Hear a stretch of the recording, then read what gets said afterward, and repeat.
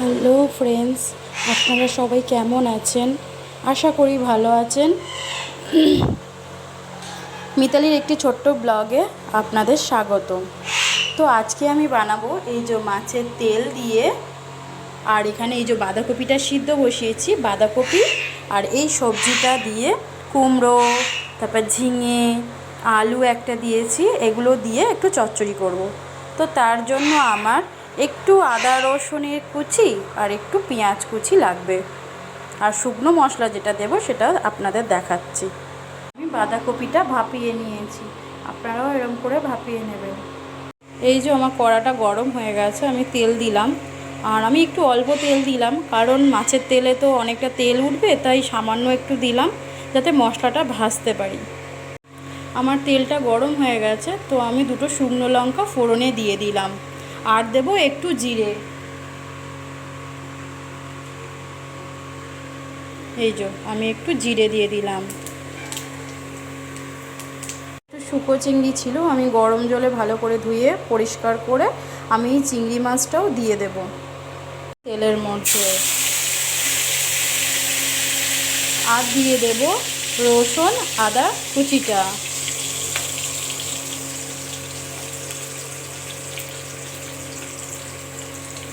দিয়ে আমি একটু নাড়বো। দিয়ে দেব আমি পেঁয়াজের কুচিটা দিয়ে দিলাম। এই মশলাগুলো এবার সবটা বেশ ভালো করে ভাজা ভাজা করে নেব। মশলাটা না ভাজা হলে কাঁচা গন্ধ ছাড়বে। সোনার অবস্থাটা দেখুন, একটা বাঁশি এঁকে আর চুপ করে দাঁড়িয়ে আছে। এবারে আঁকবে কৃষ্ণ ঠাকুরের মুখ। আর এই দেখুন, গোটা খাটে ড্রয়িং বই, পেন্সিল বক্স, রং পেন্সিল সব ছড়িয়ে ছড়িয়ে রেখে দিয়েছে। আর ওই যে ওর একটা ছোট্ট বাঁশি, কারণ ও আমাদের ছোট্ট কৃষ্ণ ঠাকুর, তো তাই। যে মশলাটা লাল করে ভাজা হয়ে গিয়েছে, এবার আমি এখানে তেল পটকাটা তুলে দেব। এই দিয়ে দিলাম।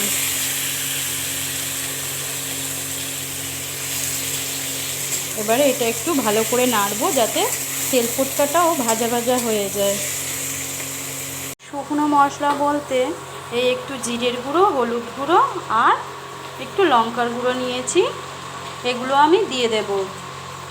আর স্বাদ মতো নুন, আর যেটুকু আপনাদের প্রয়োজন ওটুকুই দেবেন। আমারও স্বাদ মতো নুন আমি দিয়ে নেব। শুকনো মশলাটা অ্যাড করে নিলাম, দিয়ে আমি এটা খুব সুন্দর করে ভাজবো। আমার মশলাটা লাল লাল করে ভাজা হয়ে গেছে। এবার আমি দিয়ে দেব সবজিগুলো, দিয়ে আরও ভালো করে ভাজতে হবে, না হলে সবজি থেকে কাঁচা গন্ধ ছাড়বে। এবার আমি মশলার সাথে সবজিগুলো ভালো করে ভাজবো। আমার সবজিগুলো ভাজা হচ্ছে, আর একটু আমি ভালো করে সুন্দর করে ভাজবো, তারপর আমি বাঁধাকপিটা দেব। দেখুন বন্ধুরা, আমি বেশ লাল লাল করে আমার সবজিগুলো ভাজা হয়ে গেছে। এবার আমি এর সঙ্গে বাঁধাকপিটা দিয়ে দেব। অ্যাড করে দিলাম। বাঁধাকপিটা দিয়ে এবার আমাকে সুন্দর করে নাড়তে হবে। এরকম সুন্দর করে নাড়তে হবে। আমি এরকম সুন্দর করে নেড়ে নিয়েছি। এবারে আরেকটু ভাজবো, আরেকটু কষাবো।